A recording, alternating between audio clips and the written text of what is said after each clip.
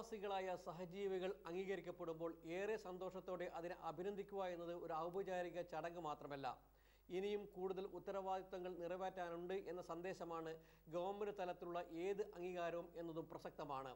കഴിഞ്ഞ റിപ്പബ്ലിക് ദിനത്തിൽ പത്മശ്രീ നൽകി രാജ്യം ആദരിച്ച ഡോക്ടർ ആസാദ് മൂപ്പനുമായുള്ള അഭിമുഖം. അപ്പോൾ പ്രവാസി ഭാരത് അവാർഡിന് ശേഷം പത്മശ്രീ കൂടി കിട്ടി. അപ്പം ഇങ്ങനൊരു അംഗീകാരം കിട്ടുമ്പോൾ ഉത്തരവാദിത്തങ്ങൾ കൂടുകയല്ലേ സമൂഹത്തോടുള്ള. അപ്പം പ്രത്യേകിച്ച് ഇതൊരു പ്രൈവറ്റ് അംഗീകാരമല്ല, ഗവൺമെൻറ് അംഗീകാരമാണ്. അപ്പോൾ ഒരു ഗവൺമെൻറ് ഒരു പത്മശ്രീ തന്നിട്ട് ബഹുമാനിച്ചിരിക്കുകയാണ്. അപ്പോൾ എങ്ങനെ തോന്നുന്നു ഇതിൻ്റെ ഈ ഉത്തരവാദിത്തം നിറവേറ്റുന്ന കാര്യങ്ങളെക്കുറിച്ച്? ഈ ഒരു സന്തോഷം തോന്നുന്നതോടുകൂടി തന്നെ ഈ ഒരു കൂടുതലായിട്ടുള്ള ഈ ഒരു ഉത്തരവാദിത്തം വരിക എന്നുള്ള നിലയിൽ ഒരു റെസ്പോൺസിബിലിറ്റി, അതിൻ്റെ ഒരു ടെൻഷൻ ഒക്കെ ഉണ്ട്. കാരണം ആളുകൾ കൂടുതൽ പ്രതീക്ഷിക്കും. ബട്ട് ഐ തിങ്ക് ദാറ്റ് അതൊരു എനിക്ക് തോന്നുന്നത് ഒരു കൂടുതലും ഒരു ഡ്രൈവിംഗ് ഫോഴ്സായിട്ടാണ് തോന്നുന്നത്. കൂടുതലായിട്ട് എന്തെങ്കിലും ചെയ്യാൻ ഇപ്പോൾ ചില മേഖലകളിലൊക്കെ കുറച്ചൊക്കെ നമ്മൾ ചെയ്യുന്നുണ്ട്. അതിൻ്റെ ആ ഒരു ഇൻറ്റൻസിറ്റി കൂട്ടാനുള്ള ഒരു ഓപ്പർച്യൂണിറ്റി ആയിട്ടാണ് ഞാൻ അത് കാണുന്നത്. അതിനുള്ളൊരു സാഹചര്യമായിട്ടാണ് ഞാൻ അത് കാണുന്നത്. ഈ ചികിത്സാ രംഗത്ത് പൊതുവേ ഈ ഒരു അതായത് ചിലവ് കൂടുന്നുണ്ട്, അല്ലെങ്കിൽ എസ്പെഷ്യലി ഗൾഫിൽ അതിനത്രയും എക്സ്പെൻസ് പറയുന്നുണ്ട്.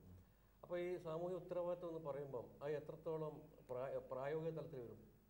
ഇതൊരു വളരെ ഇമ്പോർട്ടൻ്റ് ആയിട്ടുള്ള ഒരു ചോദ്യമാണ്. ഞാൻ കുറച്ച് കാലമായിട്ട് എൻ്റെ മനസ്സിലുള്ളൊരു സ്വകാര്യ ദുഃഖമാണ്. ഇപ്പോൾ ഞങ്ങളൊക്കെ ഇപ്പോൾ ഹെൽത്ത് കെയർ ഫീൽഡിൽ പലതും ചെയ്യുന്നുണ്ടെങ്കിലും കുറേ കാലമായിട്ടൊക്കെ പല സ്ഥാപനങ്ങളൊക്കെ ഉണ്ടാക്കിയിട്ടുണ്ടെങ്കിലും അതൊക്കെ അതിൻ്റെ ഒക്കെ ഒരു ഫോക്കസ് പലപ്പോഴും ഒരു സാമ്പത്തികമായിട്ട് വളരെ ഒരു അപ്പർ ക്ലാസ്സിലോ അല്ലെങ്കിൽ മിഡിൽ ക്ലാസ്സിലോ നിൽക്കുന്ന ആൾക്കാരുടേതാണ് ഫോക്കസ്. പിന്നെ അതിൻ്റെ കൂടെ ചില സാമൂഹ്യ പ്രവർത്തനത്തിൻ്റെ ഭാഗമായിട്ട് നമ്മൾ കുറച്ച് മെഡിക്കൽ ക്യാമ്പ്സും അല്ലെങ്കിൽ ഡയാലിസിസ് സെൻറ്റേഴ്സും അല്ലെങ്കിൽ ഫ്രീ ട്രീറ്റ്മെൻറ്റൊക്കെ ചെയ്യുന്നുണ്ട്. ശരിക്കും പറഞ്ഞു കഴിഞ്ഞാൽ സമൂഹത്തിൽ താഴേക്കടയിൽ നിൽക്കുന്ന വലിയൊരു വിഭാഗം, ഇപ്പോൾ നമ്മളൊരു പിരമിഡ് എടുക്കുകയാണെങ്കിൽ ആ പിരമിഡിൻ്റെ വലിയൊരു ഭാഗം ബേസാണ്.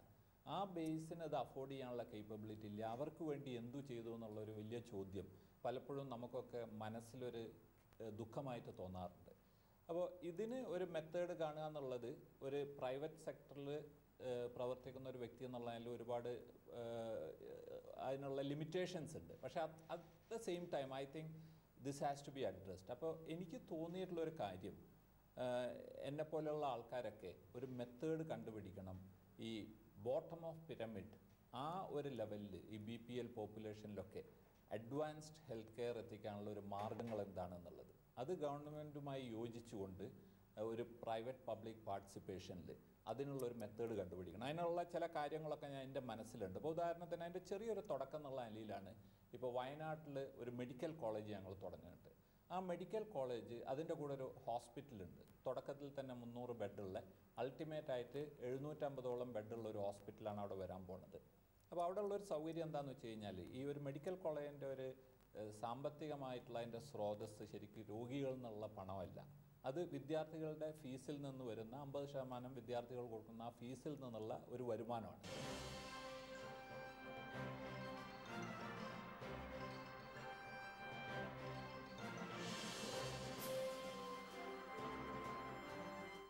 ഡോക്ടേഴ്സ് പൊതുവേ അല്ലെങ്കിൽ ചികിത്സാ രംഗം പൊതുവേ ഒരു എന്താ പറയുക മനുഷ്യരെ അഫോർഡ് ചെയ്യാൻ പറ്റാത്തൊരു കാര്യമാണ് ഒന്ന്.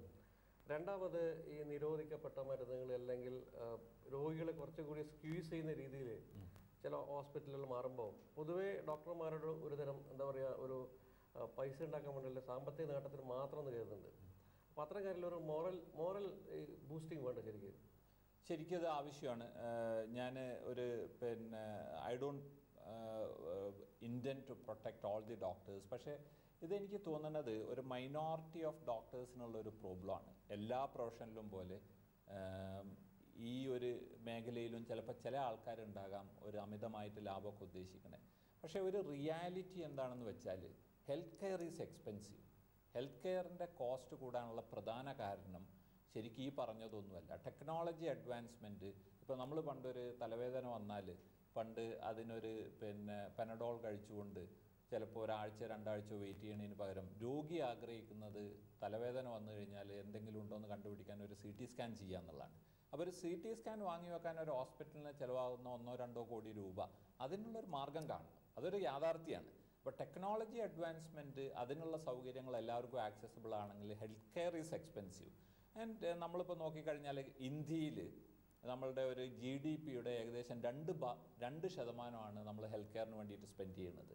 വേറെ ഫോറിൻ കൺട്രീസിലൊക്കെ പല രാജ്യങ്ങളിലും ഈ അഡ്വാൻസ് നേഷൻസിലും അല്ലാതെ ഒരു ഡെവലപ്പിംഗ് കൺട്രീസിലൊക്കെ ഇത് 6-7%. അപ്പോൾ നമുക്കൊരു ഗ്യാപ്പ് ഉണ്ട്. ആ ഒരു ഗ്യാപ്പ് നമ്മൾ ഫില്ല് ചെയ്യണം. ഹെൽത്ത് കെയർ എക്സ്പെൻസീവ് ആണ്. അതിനുള്ള മെത്തേഡ് ഗവൺമെൻറ് അലൊക്കേഷൻ ഓഫ് ഫണ്ടിലൊക്കെ കൂടുതലായിട്ട് ഗവൺമെൻറ് ഹോസ്പിറ്റൽസിലും അതേപോലെ തന്നെ പ്രൈവറ്റ് സെക്ടറിൽ ഇൻഷുറൻസിലൂടെ ഒക്കെ കൊണ്ടുവന്നാലേ അതൊരു പരിധി വരെ ഈ ഒരു പ്രശ്നം തീരുള്ളൂ.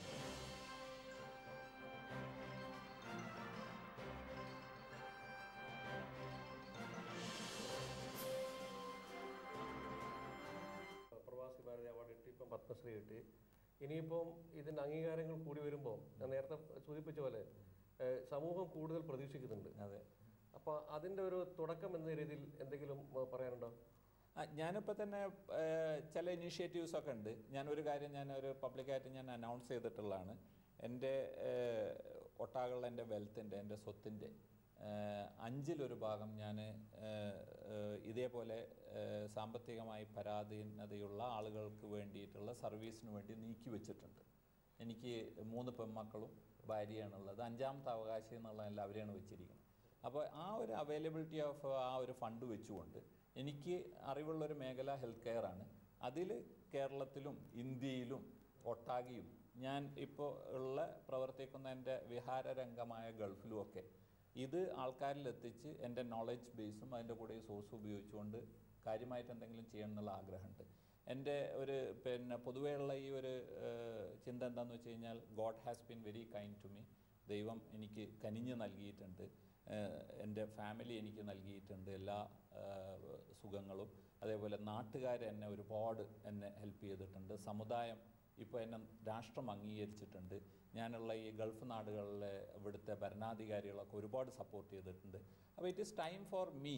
ഇപ്പോൾ ഈ കൊടുത്തതൊന്നും കൂടാതെ വളരെയധികം തിരിച്ചു കൊടുക്കാനുള്ള ഒരു സാഹചര്യം വന്നിട്ടുണ്ട്. എനിക്കതിന് പറ്റുന്ന ഒരാളാണ്. അപ്പോൾ ഒരു 4-5 വർഷം കൊണ്ട് ഈ ബിസിനസ്സിൽ നിന്നൊക്കെ ഗ്രാജുവലായിട്ട് ഒഴിഞ്ഞുകൊണ്ട് അത് ബാക്കിയുള്ളവരെ ഏൽപ്പിച്ചൊരു പ്രൊഫഷണൽ മാനേജ്മെൻ്റ് ആക്കിയിട്ട് കൂടുതലും ഇത്തരം കാര്യങ്ങളിൽ ഇടപെട്ടുകൊണ്ട് എൻ്റെ ആ ഒരു നോളജ് ബേസും ഈ സോഴ്സ് ഓഫ് ഫണ്ട്സ് ഉപയോഗിക്കണം എന്നുള്ളതാണ് ഒരാഗ്രഹം.